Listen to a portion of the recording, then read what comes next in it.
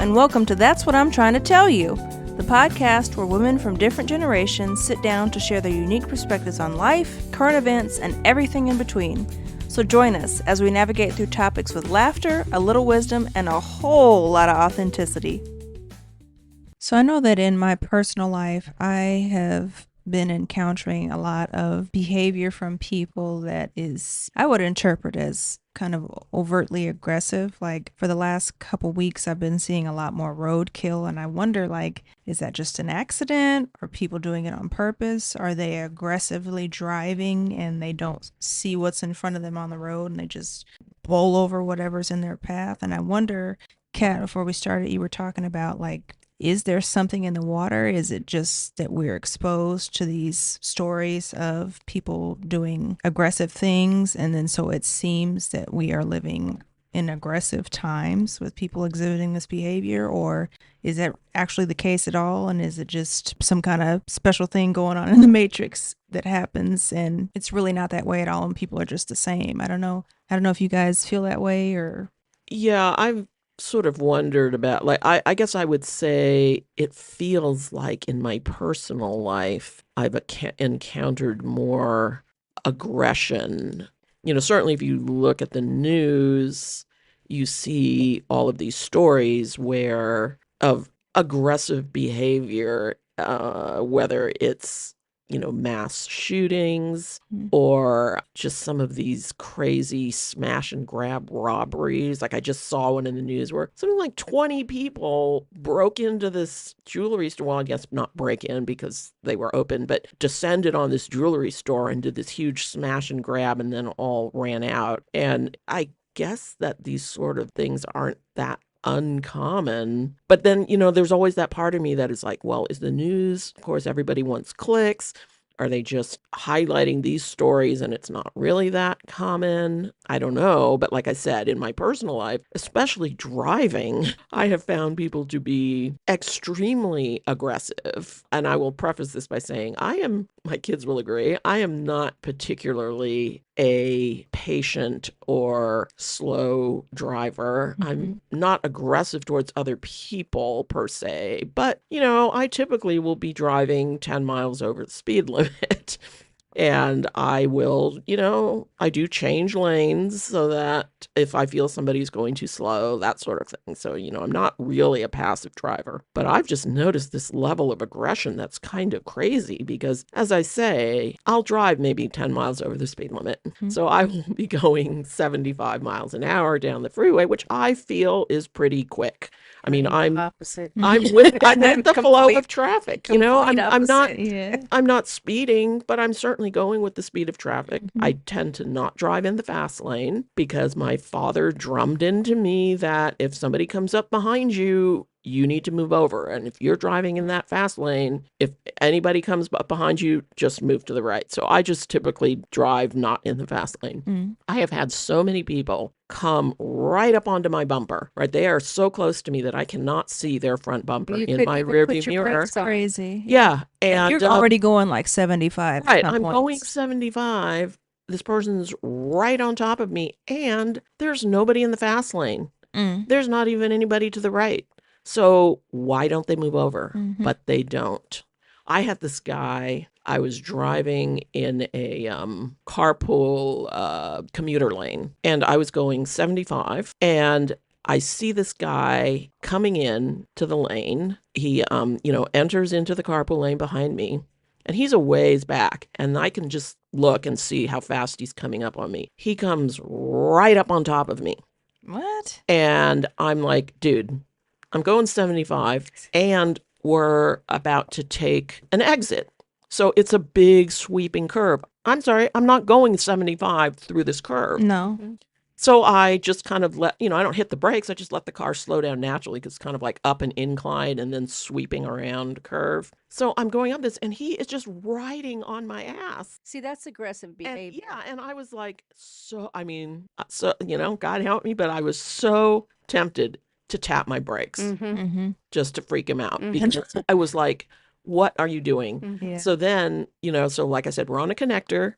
And so now I'm coming up on the new freeway that we're connecting to. And there's one of those, kind of virtual islands to my right, where it's kind of marked off. There's not an actual curb. As soon as he barely has time to clear the wall, he is zooming around me over this island to get around me and tear up the freeway further. And to what point? And I'm just like, problem? yeah, what in the world are you doing? Yeah.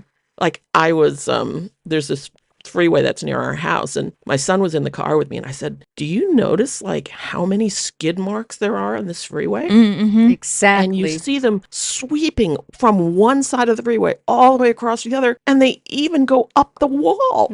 Wow. And I'm like, are people seriously, like, they end up driving up the wall and they're going so fast that it's leaving a skid mark But do all you the way? wonder?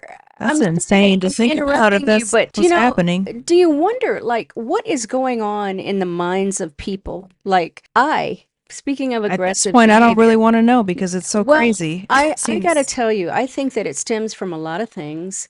Some of it is workplace situations that happen. You don't know how a person's day starts. Right, Mhm. right. I'm not justifying it. I'm just saying because I think about stuff like maybe they had a fucked up day.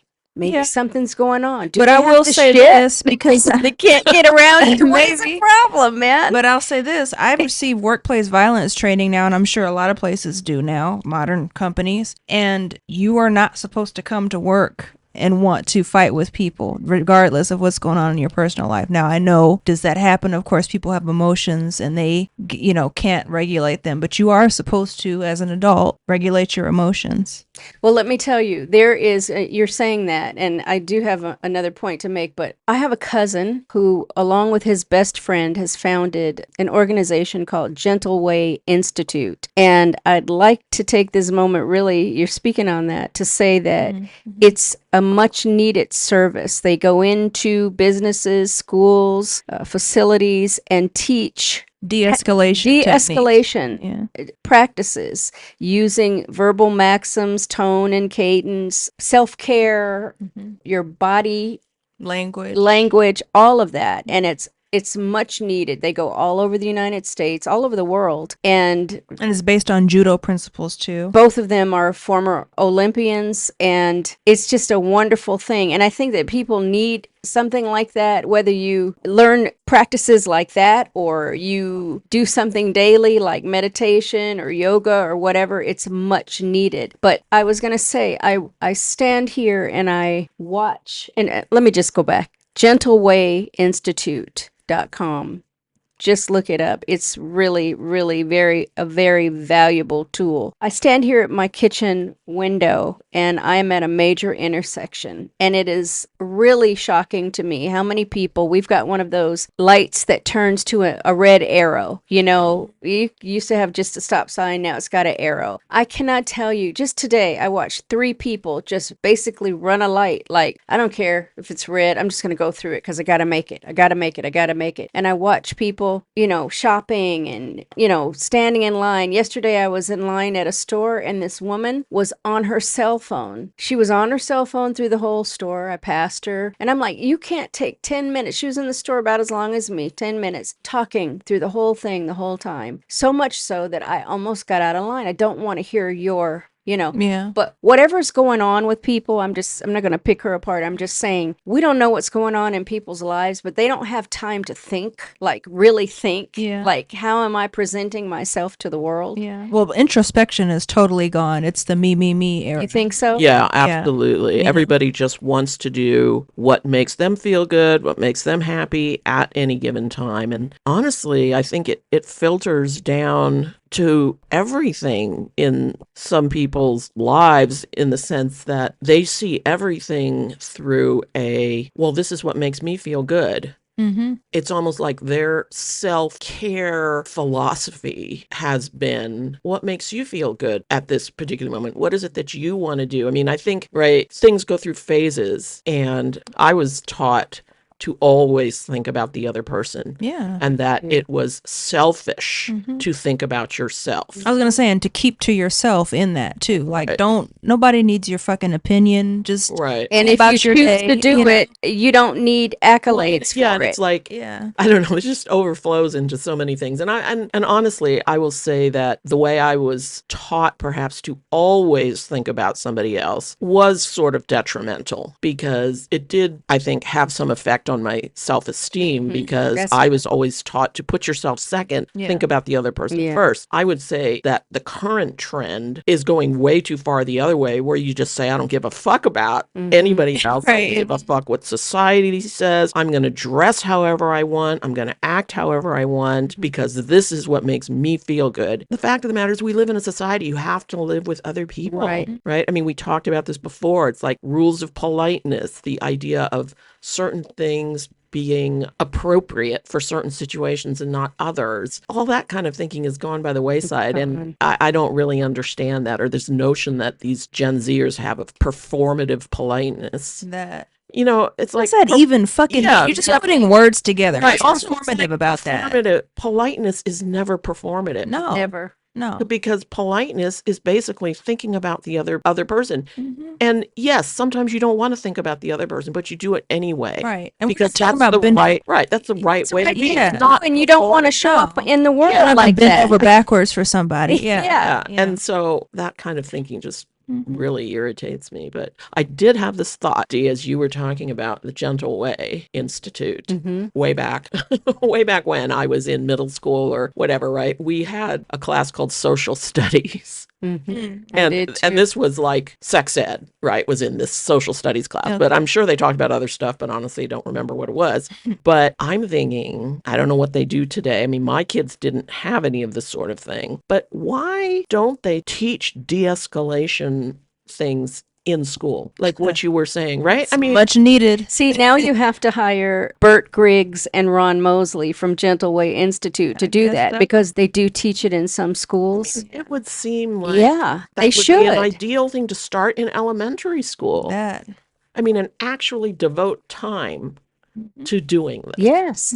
right? It would I help don't- you. I mean, it helps people, let alone kids, process their feelings. Like, Right, let and me approach this and from a if you- different standpoint. Right. And if you feel you have tools to approach a situation, you feel empowered. Absolutely. And you're not sitting on a Reddit forum talking about how many guns you own and that you're going to go shoot up your school. And Imagine sharing a having that- manifesto with people. Yeah. blows my mind when there's a mass shooting, especially where it's At at a school, school with kids. with children, elementary age children. How the fuck many times does that have to happen? Where you're not? I'm like, what do they don't have mental health resources for these students? Like, And I mean, we're not talking about Come gun on. control or anything like At that. all. We're talking about giving kids, starting from young age, tools to work through conflict. yeah, and regulate Absolutely. their emotions. And and understand and regulate their emotions, know how to control, or not even how to control it, I guess, is how to have a healthy relationship with their emotions. Yeah. And resolution to any Yeah. kind of, Conflict. And what does that resolution. take? Introspection.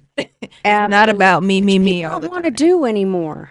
No, it's not. I don't even know if they realize that they should be doing it. They don't, because they're on the freaking Yeah. phones all the And time. this blows my mind because all this pseudo mindfulness shit has come up. Like, oh, be mindful. This is what I do. I drink my matcha. I do Pilates, and I go for a walk, and I pray, and I put my intentions out there. And I'm like, okay, you're doing all that shit, but that's the performative stuff, Right. Yeah. Because you're really not truly applying those principles to your life. Right. You know, you're walking around being selfish. You know, you said that. Let me just share this with you guys. Yesterday, this happened yesterday too. I went to the gas station before I went to the market. I'm sitting at the gas station, and beside me is a big SUV, a big black GMC SUV with a mother and a son. I think was a mother and son. Both of them are on their phone, and the gas pump hose was in their trunk. I go in, pay for my stuff. I come back out. They're still in the car. Mom's got her leg cocked out, half out. They're both about 2 inches from their phones. This son, this big grown looking son, is in the passenger seat. This lady pulls up behind them, and she happened to be in a truck. But because their truck was parked a little bit behind, this lady had to kind of maneuver. I got in my car, I started the car, I turned the air conditioner on, and I looked just because I'm thinking, like, what does it take? The gas pump had already clicked off for them. This poor woman behind them is trying to maneuver to get her truck up close enough, but they were so engrossed in what was on their phones independently that they couldn't see. You could have been out of here and let this lady pull up. The thing that really got me is that the mom, after I sat there because nobody pulled in behind me, I said, I'm just going to sit here as an exercise to see how long they sit here. I sat there another 2 or 3 minutes. And then the mom, she looks and she jumps out. And the kid, this big grown, appeared to be able-bodied looking man, watches his mother pull the hose out of the gas tank. And to me, on so many levels, I felt like, first of all, you're a son. You should have gotten out and pumped. Of course, I'm going to think that. But then I thought, how selfish that you're on your phone and what was so freaking important for you to do that at a gas station. Yeah.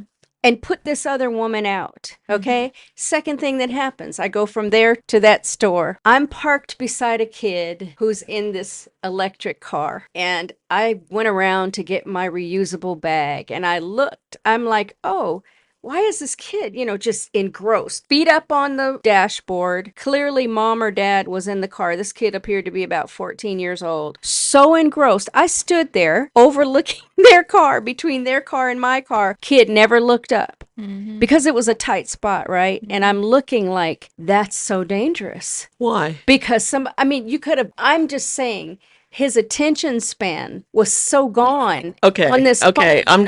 I'm gonna devil's advocate you there. The kid was sitting in the car waiting for mom and dad in the store. So, if he wants to be on his phone, that's fine. I don't have an issue with that, I guess. Because he could have been asleep. He could have been taking a nap. Whatever. I mean, you know what I mean? If he wasn't actively looking around, that's fine. Checked out, yeah. Yeah, I mean, that's an okay place to check out to me. The gas station, on the other hand, that's the part that gets me about the phone thing. It's like there are certain times when you need to be in the moment. And it's like, how long does it take you to pump your gas? 3 minutes, maybe, to fill the tank? You should be able to be off your phone for 3 minutes. Absolutely. And be present in the moment as you're doing certain things. That's the part that I don't understand. It's like, seriously, you can't be off your phone for that long? Like, it's very strange to me. That part is very strange. Yeah. You think what got you about the kid in the car is that he was so, just the way he was engaging with it, that's what got you? Yeah. Well, I have a problem with that anyway, because I call it I call it the phone. When you see people walking down the street and they're just holding their phone in their hands, like it's really like a condition, in my opinion. Let them go spend the day in London, because I have heard that crime in London is sky high. Oh. And people don't pay attention? Yeah. Well, you cannot walk down the street in London holding your phone like that. Somebody will just ride by on a motorbike and snatch it out of your hand. Wow. I've heard that repeatedly from people that you don't want to do that. Maybe we need a few people doing that. Maybe so. Really. Just fake. Yeah. Yeah. I feel like nobody looks up. I don't feel, I see it. I see people, what they do. And I see that people don't want to engage you. They look down. It's just this thing. We have a neighbor who, he vibrates. He literally vibrates when he has to stand and have a conversation with you, because if he doesn't have his phone to look down, something's wrong. I think that, we have to change with the times. Technology progresses. We have to progress our social ideas too. So, I mean, like I said, kid in the car, on his phone, whatever. I mean, I think there's a time and place. Like, it's fine to be doing that. But I think that the danger is when people are on their phones so much, or they're used to just interacting that way, that they cannot have a phone conversation with somebody, that they don't know how to talk to somebody in real life. That's when it becomes a problem. Okay, so back to the de-escalation. Do you see how that could make a person not be able to talk their feelings out? Right. Deal with the issue? Right. Well, also, it's just so I'm on a bunch of Reddit forums and also, Kids think I'm crazy, but I'm on a bunch of these Reddit, Telegram forums, Discord, all of that. And I am shocked by how seemingly non-controversial groups explode into these controversies and fights and people being kicked out and everything. And it's because people are behind this wall of anonymity and they don't know how to talk to people in real life. That's so Trolls. true. And So they Troll just, culture. they just let fly with these things or opinions. It just boggles my mind. Yeah. It boggles my mind. And you know, if you were in person with that, if you were having that conversation in person, they would be pissing their pants. Right. They couldn't even try to communicate or but articulate their somehow, thoughts back to yeah, you. and if everybody is just used to dealing with people online and through this interface, yeah, they don't know how to talk to people. They don't know how to deal with actual feelings and communicating that to somebody else. Because you can have an argument with somebody, you could disagree with somebody, and there's certain ways to communicate that don't have to blow up into Exactly. a huge argument. But I also, I blame the media too, like you were saying earlier, Kat, because things are about clicks and views now. And when you have your presidential candidates going after each other and making disparaging remarks on TV and cursing, then what message are you giving to the younger generation? You're saying that's okay to be uncivil and not have an intelligent discourse with another person. So I'm scared for the times now. It just seems people are getting more out of hand. But there are resources and tools like Gentle Way Institute available. And parents, if you're listening, teach your kids, impart some of your wisdom. Teach them how to regulate their emotions and let them, it's okay to be angry, but you can also be respectful of other people too. So parents have to get off their phones too. The parents have to get off their phones. You have to. Talk about it. Hey everyone, and thanks for tuning in to another episode. If you enjoyed what you heard, please follow, comment, and reach out on our socials. Also, leave us a review on Apple Podcasts or wherever you get your podcasts. If you resonated with anything in the episode, be it products or topics, make sure to check the show notes for additional information, or shoot us an email if you like. See you next time.